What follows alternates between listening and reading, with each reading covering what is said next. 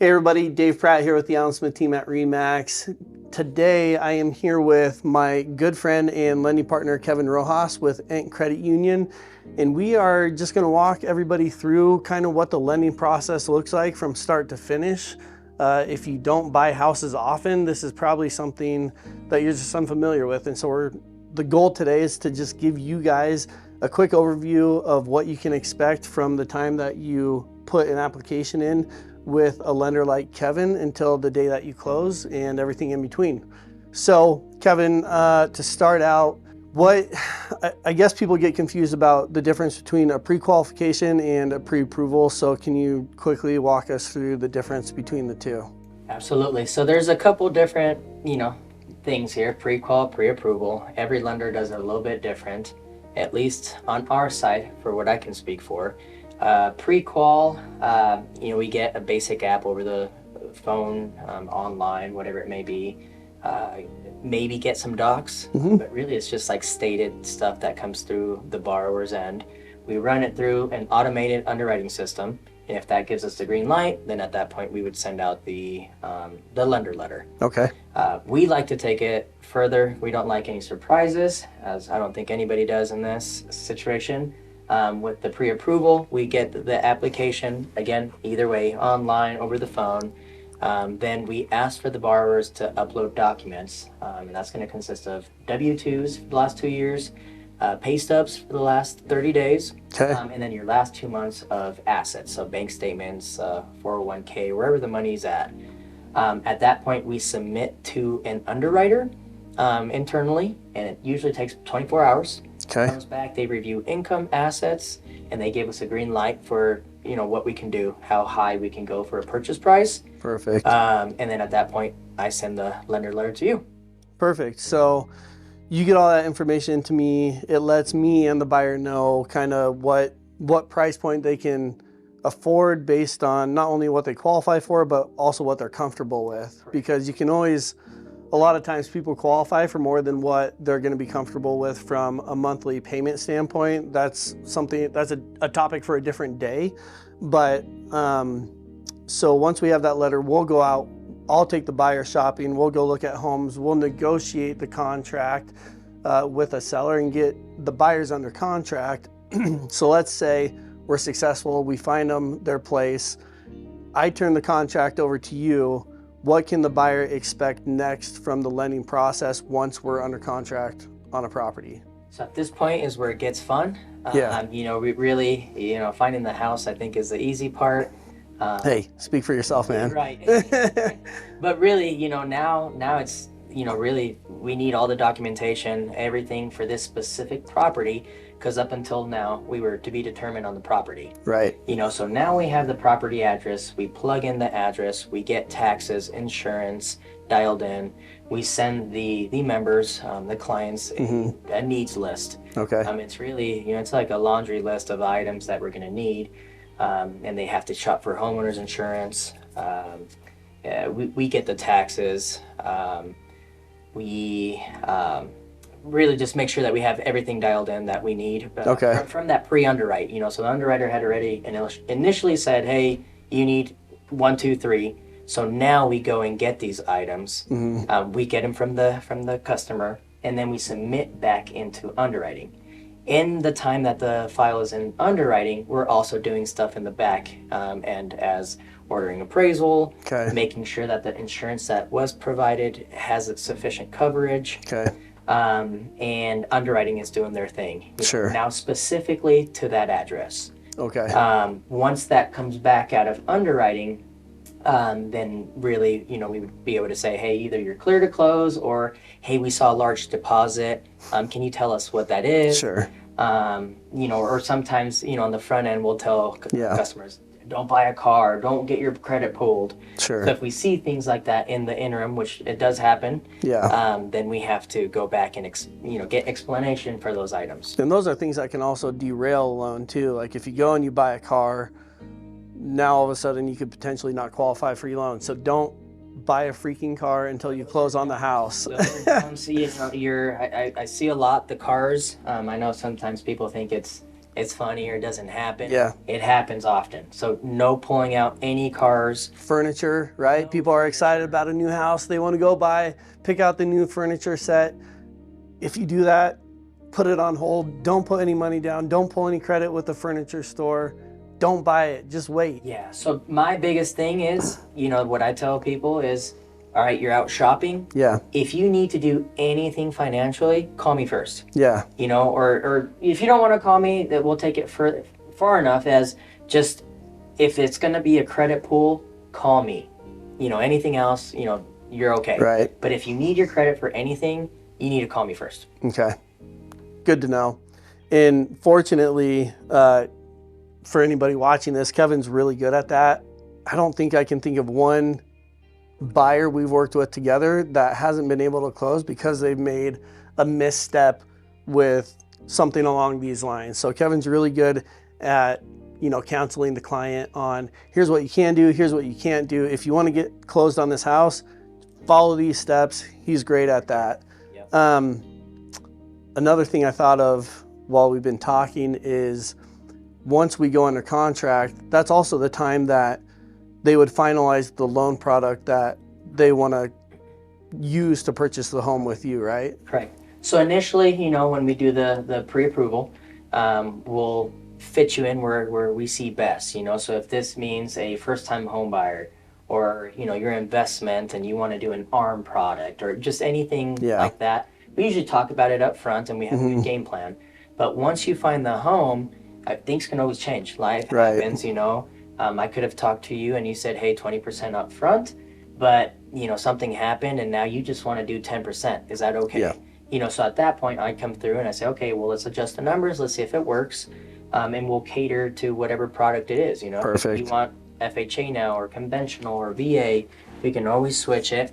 But at this point, per the contract on your side, we want to get that dialed in so we know how to move forward and how underwriting needs to see this file as a whole. Perfect. And just, that's another common question I get on my side is, Dave, we said we were going to put 20% down up front.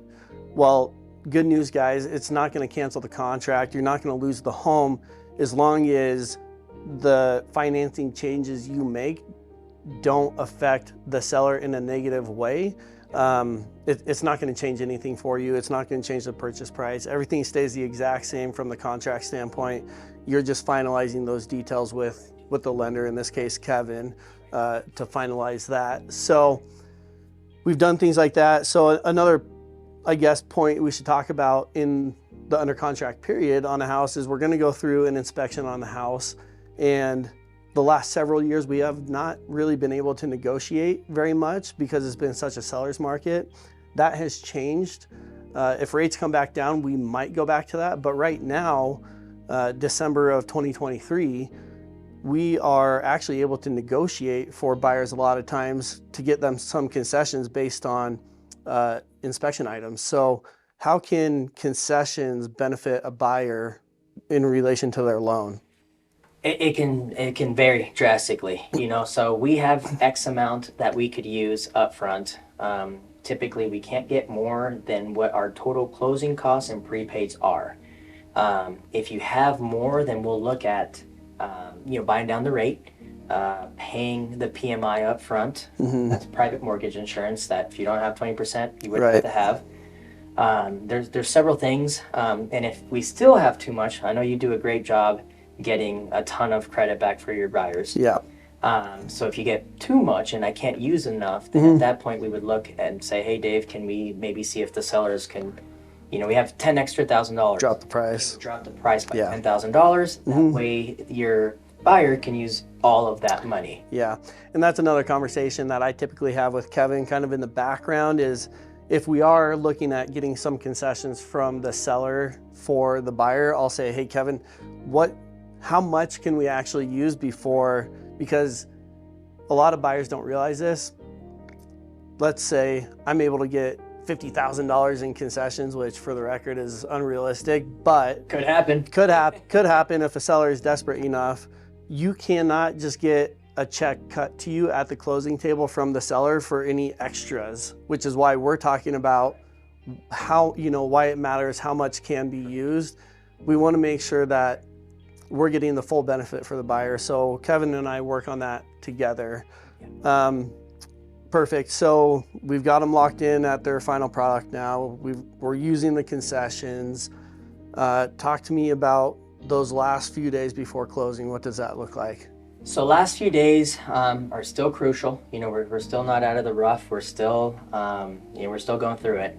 So really the last, I would say 5 days is pretty crucial still. You still cannot buy anything on credit because we will do a final credit check, soft pull. Sure. So it doesn't affect the credit. It doesn't affect your credit. We've already hit it up front, but we do want to make sure that, we have not pulled for a new Ferrari or if, now we're talking.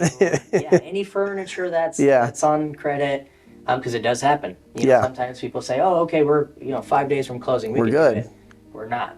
So hold until the day you close. Okay. So we'll pull the final credit, and then I think the biggest thing is too that we do a final employment check. Okay. So it's like the final closing verification of employment. Again, you'd be surprised. Sometimes people think we're a day from closing, but that's typically 1 or 2 days before closing is when we call the employer and say, "Hey, is John Smith still employed?" So don't quit your job the day before closing. Wait until the day after. And as long as that's good, then at that point, we would have clear to close by this point. Awesome. We would be working on that final closing disclosure. Clear to close meaning what? For everybody that doesn't know. That all the dots have been. Everything has been crossed, and I's are dotted. T's are crossed. T's are crossed. Underwriter gave us the final green light. Awesome. We have everything we need for this property. Okay. So at this point, we're kind of on the back end working on getting the final wire out to the title company for the funds to be dispersed. Sure. And then we're working on the final package for the buyers to sign on the day of closing. And then at that point, I go over those figures with the buyer and say, "Hey, one final time, these numbers will be set in stone. So if you have any questions, you got to speak now." And typically we don't have it. By this point, everything is dialed in. Yeah. You'll let them know how much they need to bring to closing. Cash to close. Okay. They can either do a wire. If they bank with us, we would wire it for free. If they don't, then obviously the institution would charge whatever amount for the wire. Sure. Or you could just get a cashier's check. Yeah, bank certified funds. I mean, these days though, banks are going to charge you for a wire or a cashier's check for the most part. Some banks don't, but yes. Just one more reason to work with Kevin. Yeah. Awesome. And then so we've closed on the house. Everything's good. They signed all the documents. I give them the keys. When do they make their first payment? So first payment is typically, it depends on what day of the month they close in. So let's say today, today is the 19th, December 19th.